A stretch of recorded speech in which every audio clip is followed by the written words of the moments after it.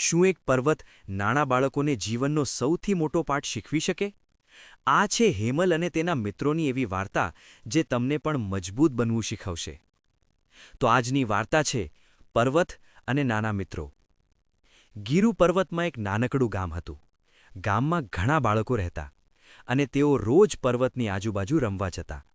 સૌથી ચંચળ અને હોશિયાર હતો ને હેમલ. એને પર્વતની ઊંચી ઊંચી ચોટીઓ જોઈને હંમેશા આશ્ચર્ય થતું. એક દિવસ હેમલે અને તેના મિત્રો નેહા, વિવેક અને આર્યન પર્વતની શોધખોળ કરવા નીકળ્યા. તેઓ આનંદથી ચાલતા જતા, નવી નવી જગ્યાઓ શોધતા. જેમ જેમ તેઓ ઉપર જવા લાગ્યા તેમ તેમ રસ્તો વધુ કઠિન થતો ગયો. હેમલે કહ્યું, આ પર્વત અમને કંઈક શીખવવા માંગે છે. હિંમત રાખશો તો આપણે જરૂર ઊંચે જઈશું. નાનકડા મિત્રો એકબીજાને મદદ કરતા આગળ વધ્યા. ત્યાં એક વૃદ્ધ પર્વતવાસી બેઠા હતા. તેમણે પૂછ્યું, તમારા અહીં આવવાનું કારણ શું છે?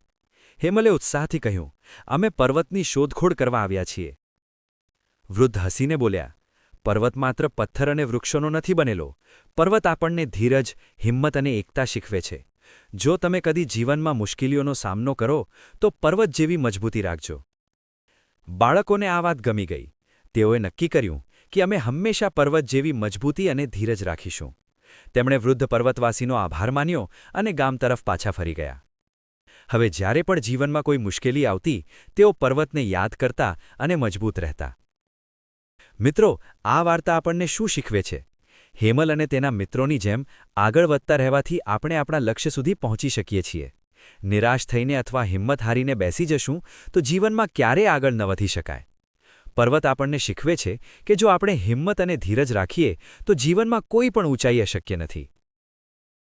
જો તમને આ વાર્તા ગમે તો વિડીયોને લાઇક, થમ્સ અપ કરો, કોમેન્ટ કરો અને ચેનલને સબસ્ક્રાઇબ કરવાનું ભૂલશો નહીં. તમારા મિત્રો અને પરિવાર સાથે જરૂર શેર કરો.